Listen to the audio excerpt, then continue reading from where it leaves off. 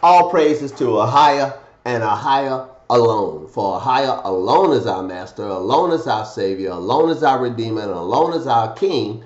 Yada. Hiya. This is Brother Holly with the second Word of Truth broadcast here on the Ahia House channel, as well as the House of Ahia channel on this set apart Sabbath day. First and foremost, as always, like to give all glory, praise, and honor to the I am that I am, the Ahia Asha Ahia, the one who is, was, and is to come. He is the one who sits on high and judges among the nations. All praises. We'll be reading from the Learn Paleo Hebrew Torah, Lashma Kudash Holy Tongue, Yashahai Bible Scriptures, as well as we'll be referencing something in the Bible King James plus Apocryphy version, the truth revealed and restored, Abba Father, Ahia, Yeshaya, Kodash Akkad, Ancient Paleo Hebrew, English Bible. And in a moment, you'll see what we're going to be referencing from in this particular version in just a moment. But as some of you have probably understood and heard me say from at least of the last 8 to 10 months, I never, ever, ever use the term Israel, the name that has been ascribed to the children of Jacob from the heathens. I never use that name. I either say Yasha Allah, or more recently, I've started to say Yashahaya. And the reason I don't say Yasha Allah as much, even though Yasha Allah is a proper term to be used, and I'll read you the prohibition here in a moment. The reason I don't do it is because the Allah at the end of the term Yasha Allah is too close in pronunciation to the name of an idol, the idol that the Islamic people worship, the rock in the box, if you will. If you go to Mecca and you look in, and you can, if you ever could get inside the Kabbalah box, you could see a black meteorite, a black stone, and Islamic legend says that this stone turned black with the sins of the world. So that's their version of JC, I suppose. Instead of a mythical character, an idol called JC bearing the sins of the world, the rock in the box did it. So what does Torah tell us? That each man's gonna, die for his own sins. You can be cleansed from your sin. The Most High is more than willing and able. One of his benefits found in the Psalms that he forgives all our iniquities and he heals all our diseases. All praises. Okay, let's turn to Exodus chapter 23 and let's read verse 13. And this is the prohibition against saying words like Israel. Exodus 23:13. And in all things I have said unto you, be circumspect or careful, and make no mention of the name of other gods, neither let it be heard out of your mouth. Now, you were saying to yourself right now, well, Brother Holly, Israel is not the name of another god. You are partially correct. It is not the name of a singular other god. It is the name of 3 other gods or idols. Because according to Psalms, all the gods of the heathen are idols. So 3 particular idols names are found within the name Israel. And we will use this version to prove such. I'll turn to the back and you can see it for yourself. I haven't done this in a while on this channel, but I did it before. And as you can see very well, right there, my finger is, I'll move my finger. As you can see, it's Isis, which is a female god of the Egyptians, Ra, which is a male god of the Egyptians, and El, which is a Babylonian idol of thunder. Put them all together, it's Israel. All praises. So that's why Brother Holly doesn't speak that word Israel, and I caution you against doing the same. Why? Because it says right here in Exodus 23:13 not to make mention of the names of other gods. We're only to speak the name of Ahiah. That's the only name, because that's the name he gave for himself, as we proved in the first broadcast. But let's go back to Proverbs chapter 30. And it was important that I went over this with you, because you will hear me use the phrase Yashar, which means upright, Hayah, of the power, to describe the children of Jacob. Though Yasha'Allah is perfectly okay. It's just that the Allah part of Yasha'Allah is phonetically the same as the name, spelled different, but phonetically, what comes out of what's heard is the same thing. So just to be on the safe side, even though I know it's not the same name or referring to the same being, I just want to be on the safe side. Hayah, no, there's not an idol on the planet called Hayah. So we can use Hayah, and I use it often in almost every circumstance to make sure that I stay away from breaking the prohibition of Exodus 23:13. You might be saying to yourself, brother, how that seems a bit excessive. Hey, I'm just trying to make the kingdom, and I hope you're trying to do the same. All praises. So let's go to Proverbs chapter 30.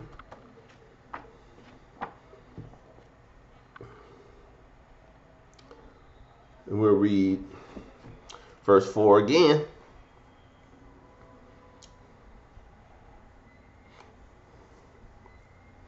Who has ascended into heaven? This is Proverbs 30:4. Who has ascended into heaven or descended? Who has gathered the wind in his fist? Who has bound the waters in a garment? Who has established all the ends of the earth? What is his name? And what is his son's name, if you can tell? Okay, we proved from the book of Exodus in the first broadcast what the name of the Almighty is. The Almighty Hayah of the children of Jacob. Moses in Exodus chapter 3 asked Hayah. He said, when I go to your people and tell them that you sent me, they're going to want to know what your name is. What shall I tell them? And he said, Ahiah, Ashar, Ahiah. I am that I am. And you tell them Ahiah has sent me unto you. Thus we have it on, and I showed it to you in 3 or 4 different versions of the scriptures. They all say the same thing. Ahiah is the name of the Most High. All praises. The name he gave for himself. And as I said in the first broadcast, I'm not against people who use Yahuwah or Yahweh, because it only means he who is dreadful or he who is terrifying. And if we got on good report from the Tanakh, the Most High is terrifying. He is dreadful. He'll kill you. He'll kill a whole nation. He said all the nations are nothing but a drop in a bucket to him. He considers them as spittle in the Apocryphal books. He said they're nothing but a drop of water to him. He said he's going to make a full end of all the nations except the children of Jacob. We're the only people he's not going to destroy utterly and totally. So for all you other people, you Eases, Cans, Ands, and Ishes. You know, Cans like Americans, Mexicans, Ands, Canadians, Ishes, Jewish, Scottish, British, English, Irish, and Eases, Taiwanese, Japanese, Vietnamese, Chinese, all the Cans and Ishes and Eases. There's no place for you. There's only one group of people that's gonna make it and not be destroyed in the end. That's the people who go by the term Hayah is behind their name. That's the children of Yashahayah, the children of Jacob. All praises. So we need to discover what the Most High's son's name is. Let's see what he says it is. Turn back with me to Exodus. We are pretty much living in the book of Exodus today. All praises. Exodus chapter 4, verse 19. And I mentioned in the first broadcast, in Exodus chapter 3 is the Most High's name revealed. Exodus chapter 4 is his son's name revealed. So it's real easy to find this information. The question of Proverbs chapter 30 is answered in the book of Exodus chapter 3 and chapter 4. And we get more. We get a second witness to the son's name in Hosea. And we'll look at that in a moment. All praises. Exodus chapter 4, verse 19. Let's go. And Ahiah said unto Moshe in Midian, Go return unto Egypt, for all the men are dead that sought your life. Get ready. I'm putting you on plagiarism alert. Okay? Now, plagiarism alert is when you read something in the Tanakh or the Old Testament that was plagiarized and put into the New. So I'm putting you on plagiarism alert. We're about to cross that barrier. So it's you'll catch it. Exodus chapter 4, verse 20. And Moses took his wife and his sons and set them upon an ass, and he returned to the land of Egypt. And Moses took the rod of the Almighty Hayah in his hand. What you highlight? Well, you say, wait a minute. What was the plagiarism, Brother Holly? In the New Testament or the New Testament, did not our father Joseph put your idol Shah and his mother on a donkey and took them to Egypt? Moses put his wife and his sons on a donkey or an ass and took them to Egypt. Didn't that just get repeated? That whole go back to Egypt. Well, see, Brother Holly, well, see. That was so that it could be said that I called my son out of Egypt. We're going to read who that was said about. That wasn't said about JC. That was said about the person or the people who Ahiah referred to as his son, even his firstborn. We're going to read that too in a moment. Verse 20 again. And Moses took his wife and his sons, here's the plagiarism alert, and set them upon an ass and returned to the land of Egypt. And Moses took the rod of the Almighty Hayah in his hand. And Ahiah said unto Moses, When you go to return into Egypt, see that you do all those wonders before Pharaoh, which I have put in your hand. But I will harden his heart, that he shall not let the people go. And you shall say, verse 22 is key. Here we go. And you shall say unto Pharaoh, Thus says Ahiah, Yashahayah is my son, even my firstborn. Will you highlight? Oh, give me my first time out. Who did the Most High say is his firstborn son? He said Yasha'Allah is, or Yashahayah is. Speaking of the people, not just Jacob the man, but Jacob the tribes. Because all 12 tribes of Jacob were in Egypt, under Pharaoh, in bondage. And all 12 tribes came out. So he was speaking of the people by calling them by the name of their forefather, Jacob, or Yashahayah. I'll read it again. And you shall say unto Pharaoh, this is Moses, this is Ahiah saying unto Moses, and you shall say unto Pharaoh, this is Exodus 4:22, and you shall say unto Pharaoh, Thus says Ahiah, Yashahayah is my son, even my firstborn. Verse 23, and I say unto you, let my son go. Give me my second time out. How many of you were convinced that it said in the scripture, let my people go? How many of you were convinced because of that blasphemous movie, The Ten Commandments with Charlton Heston? How many? I was floored the first time I realized he didn't say that. Because that's what it said over there on that movie. See, the movies of Hollywood messed you all up. Messed me up too. Put a 1 in the chat if you thought it said, let my people go. It doesn't say that at all. It says, let my son go. Wow, I'll read it again. Exodus 4:23, and I say unto you, let my son go, that he may serve me. And if you refuse to let him go, behold, I will slay your son, even your firstborn. Give me my third time out. I got one left. Is that exactly what happened? When Pharaoh refused to let the children of Yashahiah go, what happened? Most High plagued them. Boils, flies, frogs, still refused to let them go. Darkness, still refused. Blood, drunk blood, or the Nile turned to blood, still didn't let them go. All the cattle died. Hailstones fell to the ground. Fire lit up. Still didn't let them go.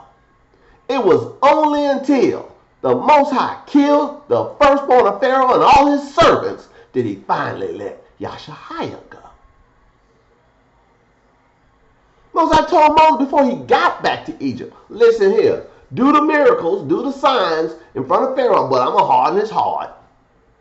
I'm going to harden his heart. It's part of my plan to kill all of them, to do all that to them. The Most High get retribution like you don't believe. See, the New Testament and Hollywood and poison your mind about him. It's personal with the Most High. You messing with his son, his firstborn. Who would that be? That would be the children of Jacob. That would be Yashahiah. I'll read it again. Exodus chapter 4, verse 22. And you shall say unto Pharaoh, thus saith Ahiah, Yashahiah is my son. Does it say JC is his son? Does it say my son's gonna come 400 years, 500, 600, 700, 1,000 years in the future, and he gonna come bolting back into Egypt on a coat of an ass as a baby? Does it say that? No. No. I say no. Well, Brother Holly, don't you know the scriptures have duality of meaning? Only to you heathenistic, idolatrous Bahashemers it does. If you still Bahashem, you're an idol worshiper. I ain't playing with you no more. If you Bahashem, you're an idol worshiper. If you believe that foolishness of the New Testament, you're an idol worshiper. You worship an idol called JC. For shame. You worshiping an accursed person. He was hung on a tree, allegedly, which makes him accursed. And to all you Hebrew Christianite brothers out there, give me the last time I'm talking to you right now. How are you under the curses of Deuteronomy 28 when your idol shy was made a curse for you according to the apostate Paul in Galatians chapter 3? How are you still under the curses if he's been made a curse for you? And it said that the blessing of Abraham might come upon the Gentiles. I get it. It doesn't say the blessing of Abraham might come upon the children of Jacob. It should have said that, but it didn't. But if you believe in JC, or your idol shy, or no shoe, whatever you want to call him, Hebrew Christianite,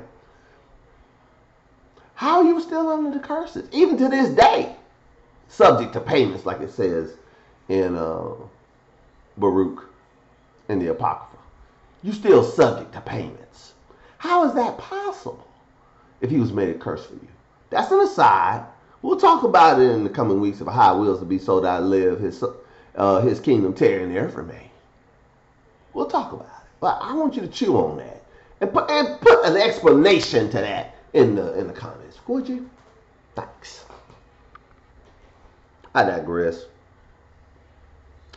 Exodus chapter 4, verse 22 again. And you shall say unto Pharaoh, thus saith Ahiah, Yashahiah is my son, even my firstborn. I'm going to reiterate that a couple hundred times to burn through in your consciousness. But we'll get the second witness. I'm not going to delay much.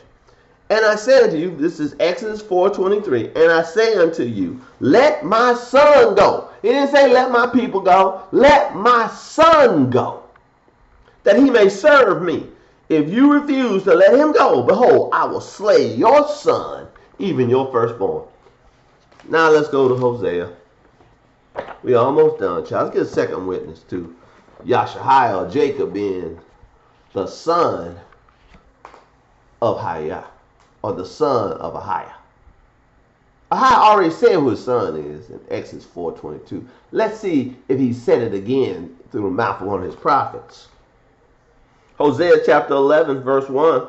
When Yashahiah was a child, then I loved him and called my son out of Egypt. I don't have any more timeouts to call. But didn't we just read about that? We just read over in Exodus about Moses returning to Egypt to fetch Ahiah's son out through signs and wonders, to fetch him out through killing the Pharaoh's firstborn, destroying all Pharaoh had, destroyed his army in the Red Sea.